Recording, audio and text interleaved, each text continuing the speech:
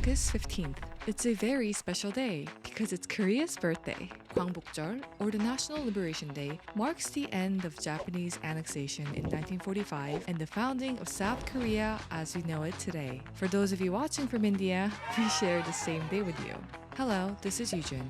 I'm a management consultant based in Boston. While I was born and raised in Korea, I went to college and business school here in the States and have since worked for the past 10 years.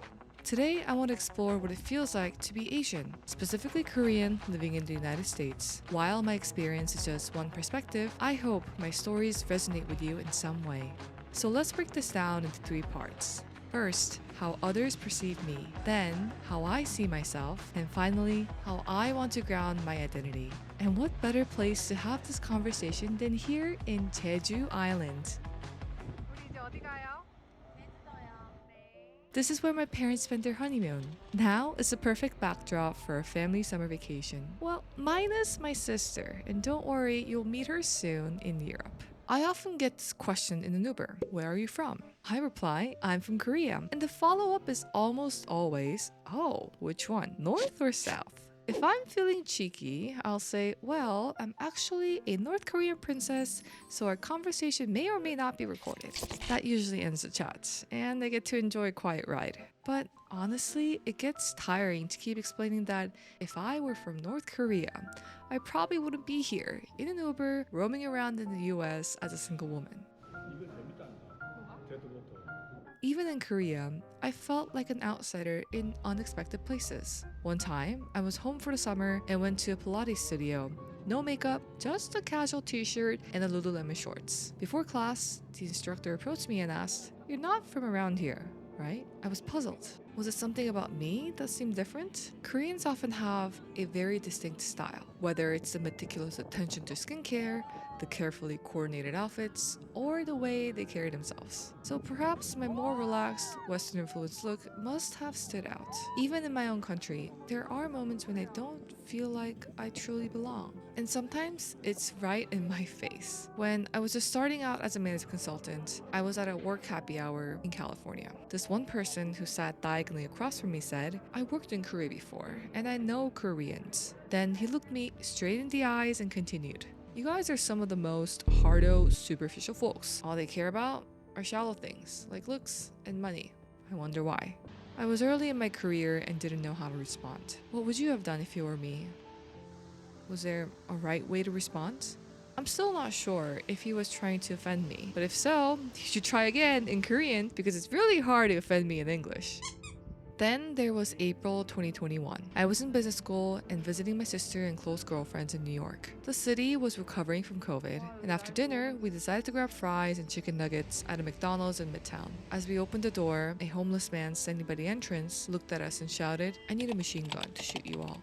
And I froze. We hesitated, wondering if it was even safe to go in. This was during the peak of COVID, but it was the first time I felt pure animosity based solely on how I looked. In that moment, I felt like an outsider. America hasn't always welcomed me with open arms. I'm still on a work visa, dealing with immigration hurdles. I always feel like I have to work twice as hard to prove that I belong here, to earn my place on this team, in this company, and in this country. And sure, that's my choice, but it doesn't make it any less exhausting. But these challenges have also made me realize just how proud I am to be Korean. Our culture has so much more to offer than BTS, Blackpink, Squid Game, or even Korean barbecue. We share the spirit of fun, a deep sense of community, and dedication to hard work. These qualities have always given me strength, no matter where I am. Have you partied with a Korean? If so, you've probably felt 𝓮 in action. 𝓮 is a uniquely Korean concept, a kind of joyful energy and enthusiasm that flows through everything we do. From our music and movies to our everyday lives, this passion makes us special. 𝓮 isn't just a feeling, it's a way of living. It's that electric spark that makes you want to get up and dance when you hear a great beat. The excitement of a spontaneous late night karaoke, or joy of gathering with a friend over soju and samgyeopsal. If I had a middle name, I would be Yujin 𝓮𝓾. Because 𝓮 is that infectious energy that I try to carry with me wherever I go. Have you seen me dance in the bathroom in Hong Kong?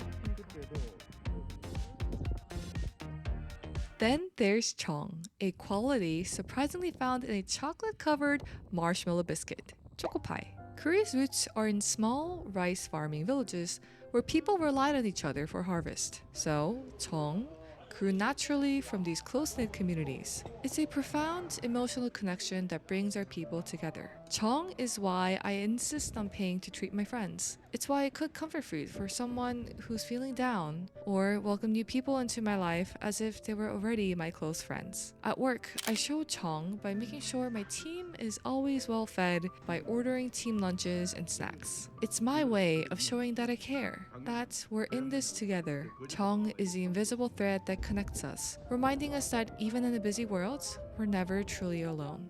And finally, there's 끈기, grit and determination to keep pushing forward. I've never been the smartest person in the room, but my mom always said, 유진아, if you don't give up, you won't fail.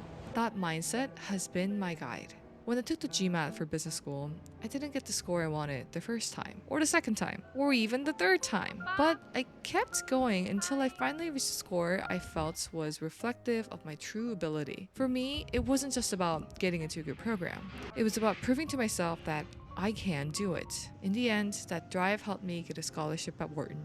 I have faced setbacks too, like getting a C on my midterm for a real estate class. But instead of giving up, I put in extra effort, took every chance for extra credits, and went to all the office hours. A year later, I was a teaching assistant for that same class. Determination and hard work could turn any situation around. Even last Thursday, I was in the office by 5:30 a.m., making sure my work speaks for itself. So yeah, I work hard, because I know that every bit of effort will add up to something meaningful. It's not about being perfect. It's about giving your best every single day. If my story resonates with you, I hope it inspires you to find that same determination within yourself. But hard work isn't just about what I do. It's also about who I choose to be. And this starts with my decision to keep my Korean name. I chose not to adapt an American name. When I was in my Korean boarding school, my literature teacher nearly forced me to pick a Western name. I was reluctantly assigned Lisa, but do I look like a Lisa?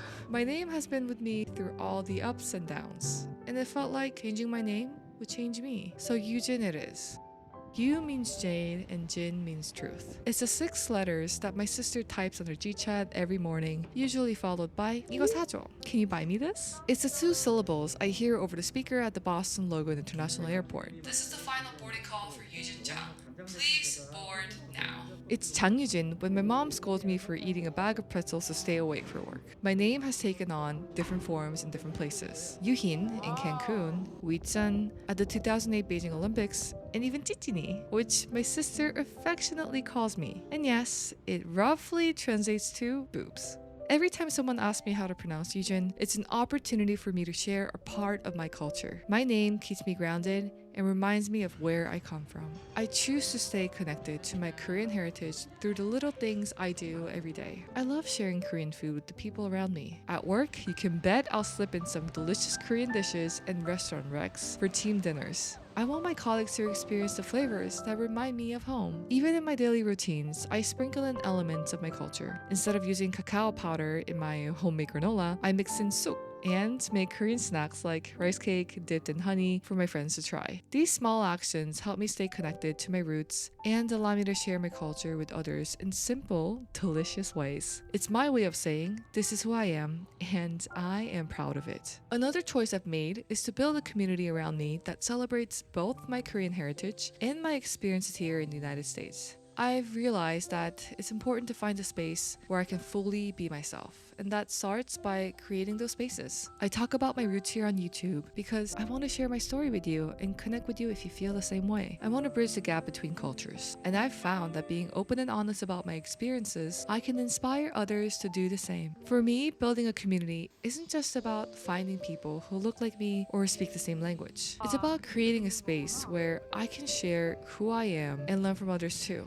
It's about connection, understanding, and celebrating what makes each of us unique. If any of these stories spoke to you, I'd love to hear your thoughts. Please leave your experience in the comments below. And come back to my next video topic on... Let's go, it's time to be the GOAT. It's time to enter God mode, man, let's get it going. I wanna be the greatest, energy is overflowing. I know I'm stoking the fire, my desire's taking over, not tired, I'm inspired, rewired. I know just what is required, my brain knows how to decide. decipher the messages looking brighter already.